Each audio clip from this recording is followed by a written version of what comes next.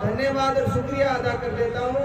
जो प्यार, जो मोहब्बतें आप लोगों ने मुझे दी, चुनाव में जो कामा के लोग भी नहीं थे, कामा के बाहर से उनकी यारी रिश्तेदारियों में फोन करके वहां जाकर आप लोगों ने जो सहयोग, जो मदद की, उसके लिए मैं हमेशा कामा के लोग आपके शुक्रिया रहेंगे, आपका एहसान मंद रहेंगे।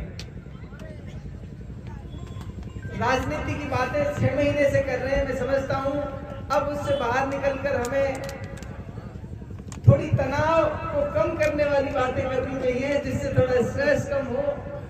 और मैं समझता हूँ चुनाव अभी भी ऑन बोर्ड में है, कभी महसूस ही नहीं हो रहा। वाजिब अली भाई गाँव में जाते हैं तो मेला लग जाता है, हम कभी गाँव में चले जाते हैं, लोग सड़कों पर रोक के खड़े हो जाते हैं। हमारे तो, बल्कि मैं वाजिब भाई का प्रोग्राम देख रहा था, लोग कह रहे हैं भाई हमारे तो एमएलए आरपीओ हारे जीते से कोई फर्क नहीं पड़ता, ये ताकत है। जो प्यार, जो मान सम्मान आप लोगों ने दिया, ये यकीनन जनता के बनाए हुए लोग हैं, ये लोगों के बनाए हुए लोग हैं, लोगों की मोहब्बतों के बनाए हुए लोग हैं। तो मैं चाहता हूँ वाजिब भाई के लिए एक बार जोरदार तालियां एक बार बजा दें।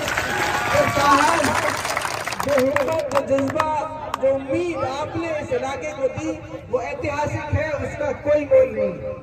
मैं चंद शब्दों में यूँ कहना चाहूँ कि हजारों साल नरगिस अपनी बेनूरी पे रोती है, हजारों साल नरगिस अपनी बेनूरी पे रोती है। बड़ी मुश्किल से पैदा होता है चमन में दीदावर, बड़ी मुश्किल से पैदा होता है चमन में दीदावर। वाजिब भाई जैसे लोग इस इलाके की नुमाइंदगी, इसकी रहनुमाई कर रहे हैं, ये हमारे लिए फख्र की बात है। और जिस तरह का हौसला हिम्मत आप इलाके को देने का काम कर रहे हैं, जिस तरह से 36 बिरादरी के लोगों को एक साथ एकजुट होकर आप आगे बढ़ाने का काम कर रहे हैं, मैं समझता हूँ ये ऐतिहासिक है। सीकरी और नगर के इतिहास में ऐसा कभी नहीं हुआ जैसे पिछले 5 साल में हुआ। पहले कभी नहीं। सीकरी को आपने जयपुर और दिल्ली के बराबर, नगर को आपने जिस तरह विकास के नए आयाम दिए, वो ऐतिहासिक है, पहले कभी नहीं हुआ।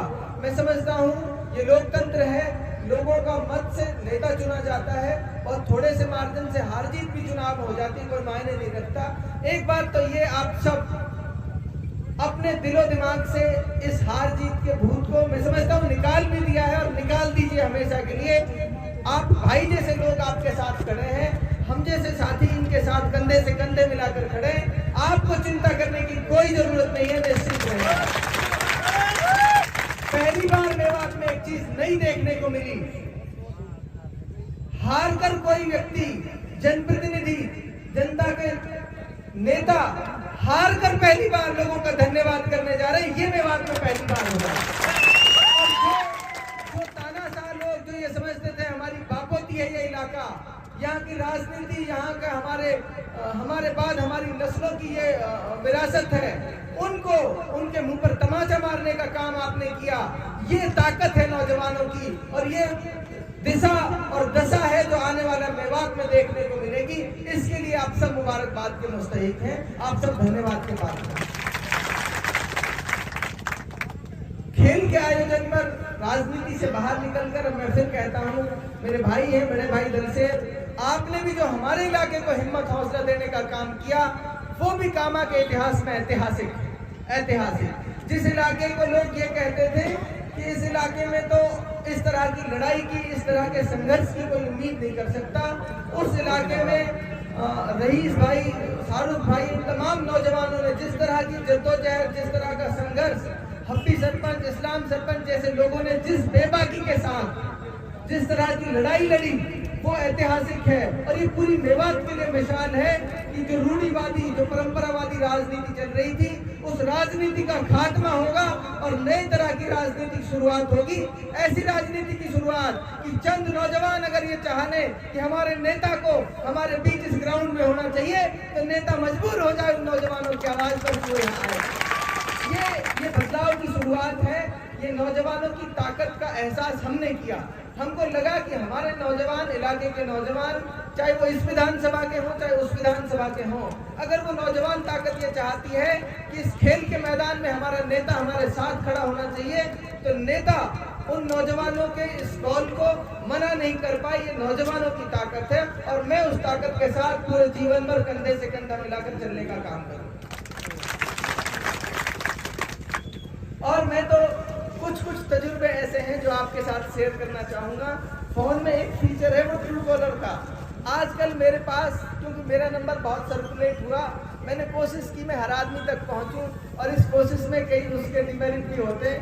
मेरे पास फोन आते हैं आजकल, ट्रू कॉलर पे पहले पता चल जाता है किसका फोन आ रहा है। तो फोन आएगा, किसी पे तो लिखा है मासूम बालक, ये लेटेस्ट पता चल रहा है। किसी पे लिखा आता है नाम पता करके क्या करोगे। अब मुझे डर लगता है फोन उठाऊं कि ना उठाऊं। तो मैं बड़ी दुविधा में हूँ। कुछ साथी शिकायत करते हैं कि फोन नहीं उठा पाते सबका। उसकी वजह यह है कि कहो तो रात को 2 बजे भी बच्चे फोन कर रहे हैं, अवाडी मुख्तियार बोल रहा हो क्या? तो नंबर चेक कर रहा, पर्चा में देखो। तो ये कई बार शिकायत रहती है भाई से लेकर किसी की इस तरह की शिकायत है, तो मैं उनको समझ सकता हूँ। पहले मुझे कई बार लगता था कि भाई सबकी फोन उठाना चाहिए, लेकिन कई बार मजबूरी रहती है नेता की भी। और सीकरी में जब आया, ताज्जुब की बात है, मैं इसलिए बताना चाह रहा हूँ, जैसे ही मैंने सीकरी में एंटर किया तो कुछ लोग 11 बजे से फोन कर रहे थे। तो सीकरी में घुसते ही ट्रू कॉलर का अलग अंदाज है। सीकरी में घुसते ही ट्रू कॉलर पे जो नाम आता है वो कहता है रेड बुल के दीवाने, रेड बुल के बादशाह। तो आपने रेड बुल और इसको जो एक ब्रांडिंग दी है, मैं तो कहता हूँ करोड़ों रुपए रेड बुल को आपको देने चाहिए उनके प्रचार के लिए। इतना बड़ा इंटरनेशनल ब्रांड एम्बेसडर उनको मिला। खैर बहरहाल उस संदेश को मैं आपके साथ फिर इलेबोरेट करना चाहता हूँ। जिस तरह के सदमे में तीनों विधानसभा सीटों को हारने से इलाके के लोग थे, जिस तरह की मायूसी इस इलाके में, और मन की मैं कहूँ पूरी मेवात में, हरियाणा मेवात से मिलाकर राजस्थान मेवात के सारे सीटों पर जिस तरह की मायूसी थी, उस मायूसी को उस 30 सेकंड के वीडियो ने सच में रफू चक्कर कर दिया। चुनाव के हार की चर्चा खत्म हो गई। ये बहुत बड़ी ताकत और हिम्मत देने का काम था। उसका कुछ लोगों ने गलत आशय निकाला, उनसे भी मैं कहना चाहता हूँ, बहुत पॉजिटिव व्यक्ति है, ऐसा व्यक्ति है जिसने विकास की, डेवलपमेंट की राजनीति शुरू की इस इलाके में, जिसने मेवात इलाके को ये बताया कि किस तरह से इस इलाके को आगे बढ़ाया जा सकता है। जिस व्यक्ति का मैं अपने चुनाव प्रचार के दौरान जब डेवलपमेंट की बात करता था तो मुझे लोग कहते थे छोटा वाजिब है, मुझे लोग कहते थे इसमें हम दूसरा वाजिब देखते हैं। तो ऐसा व्यक्ति, इतना पॉजिटिव आदमी मेवात की राजनीति में है, जो मैं यकीन दिला सकता हूँ, जो मैं भरोसे के साथ कह सकता हूँ कि 36 बिरादरी के लोगों को इंसाफ के तराजू में तोलने का काम कोई कर सकता है तो वो वाजिब भाई है। एक बार जोरदार तालियों से। और फिर चंद शब्दों के साथ आप सबसे सिर्फ इतना कहूँगा, खेल के माध्यम से समाज में एक पॉजिटिविटी आती है, एक सकारात्मकता आती है, और खेल हमें हार और जीत को बर्दाश्त करने की कला भी सिखाता है, आदत भी हमको सिखाता है। मैंने कभी चुनाव को इससे ज्यादा हावी अपने ऊपर नहीं होने दिया। जिस तरह क्रिकेट और खेल के मैदान में कभी हार जीत हो जाती है, तो चुनाव भी एक ऐसे ही खेल में हमने लड़ा, और इसलिए लड़ा कि हमारे इलाके की जरूरत थी, मेवात की जरूरत थी कि उसकी आवाज़ कोई बने, उसके नौजवानों की आवाज़ कोई बने, उसकी बेहतरी और भलाई की कोई बात करे। इस मुद्दे पर हमने चुनाव लड़ा, तो उसमें भी हार जीत हो गई। तो वो खेल के मैदान की हार जीत जैसा ही है। हम खेले तो खेल के मैदान में हम ही बहुत बार हारे, बहुत बार जीते। इसलिए खेल हमें बहुत इस सब तरह के संघर्ष से लड़ना सिखाता है। खेल समाज को एक नई दिशा और नई गति देने का भी काम करता है। पुणे में आयोजन कमेटी के लोगों का धन्यवाद देता हूं कि आपने इस तरह के आयोजन किए। इसके साथ साथ मैं आपको एक बात कहता हूं, आपकी बड़ी जिम्मेदारी है कि निष्पक्ष रूप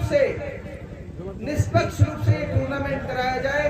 किसी भी तरह की बेईमानी खेल में होती है तो ये मान लो वो समाज का आईना दिखाता है, समाज को हमें बताता है कि समाज में किस तरह की अन्यायपूर्ण व्यवस्था है। जब खेल में न्याय होगा, खेल की व्यवस्था में न्याय होगा, 100% ये मान लीजिए समाज में उसका बहुत बड़ा संदेश जाएगा। आप ईमानदारी से प्रतियोगिता कराइए, जो अच्छा खेलेगा, जो बेहतरीन खेलेगा, चाहे वो हमारी गांव की टीम है, चाहे पड़ोस की टीम है, वो जीत कर आए, ऐसी मेरी कामनाएं हैं आप सबसे। आयोजन कमेटी के लोगों को वाजिब भाई के साथ मंच शेयर किया, बड़ी जिम्मेदारी रहती है उनके साथ बोलने में भी कमी कोताही अगर कुछ है तो मैं भाइयों से सबसे माफी भी चाहता हूँ। और मैं हमेशा आपके बुलावे पर कौम, समाज और इलाके की बेहतरी के लिए आपके साथ हमेशा हाजिर रहूंगा, आपके बीच रहूंगा। बहुत बहुत शुक्रिया, बहुत बहुत धन्यवाद।